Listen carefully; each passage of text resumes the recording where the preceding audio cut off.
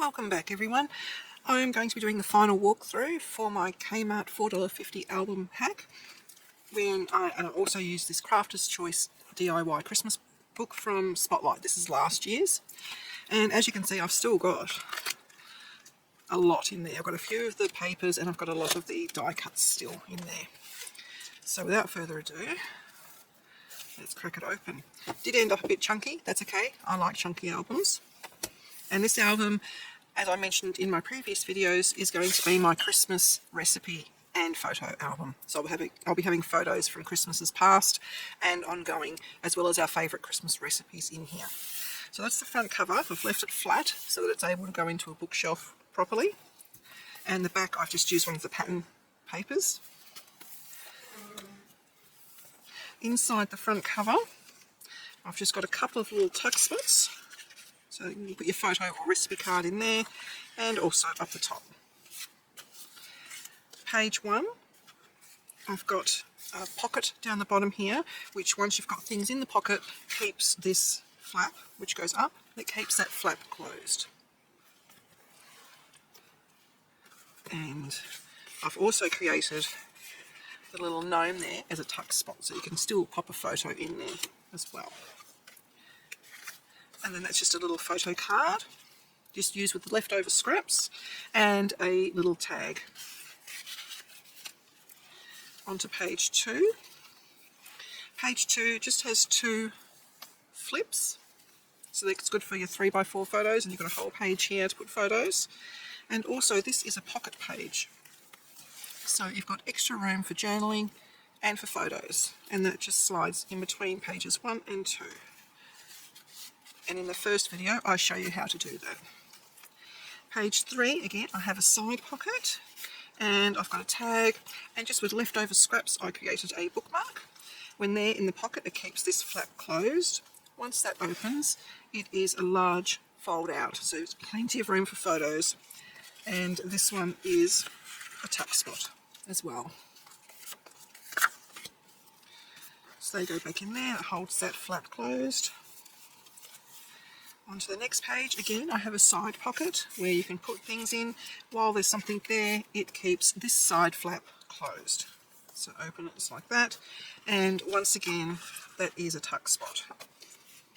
And that there is also a tuck spot. To close off the flap, you just pop that back there. This page has a bottom pocket, and I've got just a tag and a little photo mat in there, and that keeps this closed. This is a fold out for your smaller photos, or perfect for journaling. And they just go back in there like that. And this one is also a pocket page. So again, we have a photo mat or journaling block there. And that just goes in there nice and neatly. This page has a bottom pocket, and with things in the pocket it keeps the top flip out closed. So there you go, it's a nice spot for little photos or journaling. And again, just using leftover scraps, I created a photo mat and a bookmark or a tag. So they just go into there and it keeps that flap nice and closed. This page we have a belly band, so you can actually put things underneath. So underneath here I have a little photo book or journaling book, and I have 2 photo mats using leftovers. So you can put the photos on them, or you can journal on them, or put recipes on them, whatever you're using the album for. And all those tiny little scraps that we've had left over, I've just accented the pattern paper with them. I thought it came out really, really nice. So just going behind the belly band like so. Next page has a side pocket and a tag, which then keeps these flaps closed.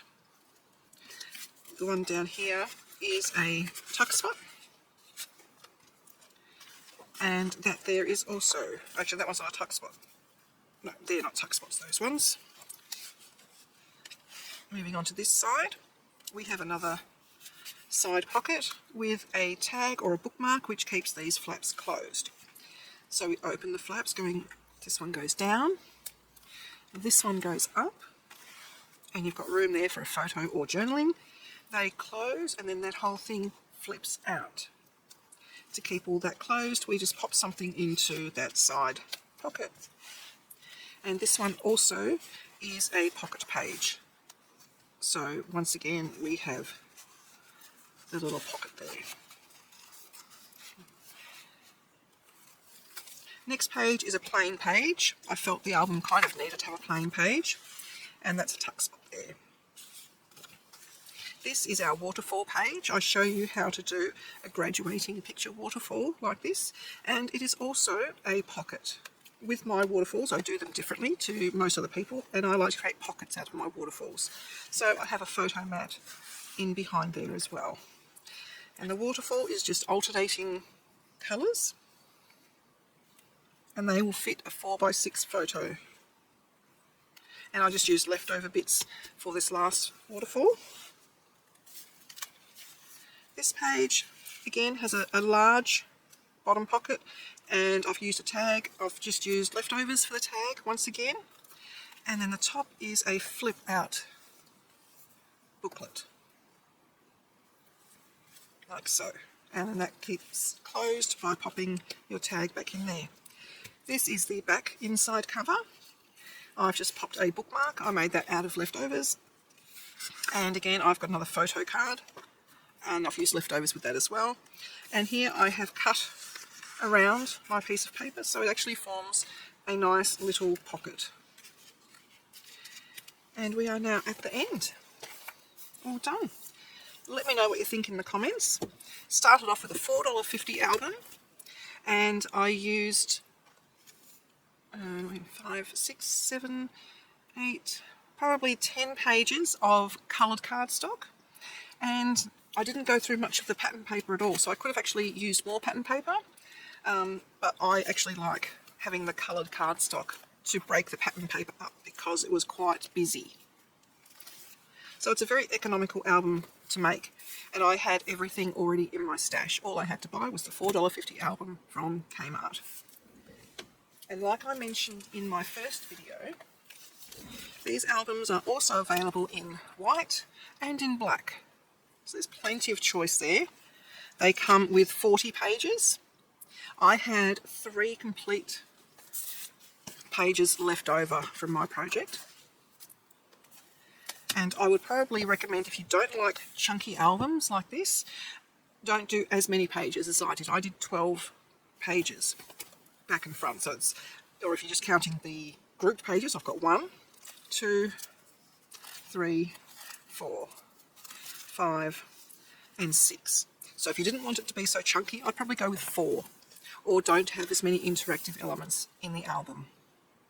So thank you for joining me. It's been a long few videos, but I hope it's been worth it. I know that I will be using these albums a lot more. They're very, very cost effective and really good for using up your 8x8 paper pads as well. And you can probably get away with using your 6x6 paper pads and then just using coloured cardstock to accent it all.